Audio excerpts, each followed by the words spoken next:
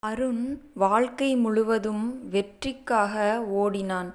பணம், பதவி, புகழ் எல்லாம் அவனைப் பிடித்தது. ஆனால் ஒரு நாளில் மனசில் ஓர் இடைவெளி தோன்றியது. அவன் உணர்ந்தான், முன்னால் வாழ்க்கை வேகம், டெட்லைன்ஸ், ரிப்போர்ட்ஸ் எல்லாம்தான். ஆனா மனசு அமைதியில்லை.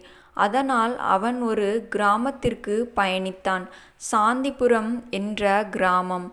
அங்கு மக்கள் எளிமையாக, மனசில் அமைதியுடன் வாழ்ந்தனர். ஒவ்வொருவரும் ஒருவருக்கொருவர் உதவி செய்தனர். குழந்தைகள் சிரித்தனர். முதியோர் பாசத்துடன் ஒருவரை காப்பாற்றினர். அருண் அந்த உலகத்தைப் பார்த்து மூச்சை மீண்டும் பிடித்தான். அவன் முதலில் சுப்பையா என்ற முதியவரை சந்தித்தான். நான் பணத்துக்காக ஓடினேன், அவர் கூறினார். ஆனா மனசு நிறைந்த வாழ்க்கைதான் உண்மையான வெற்றி.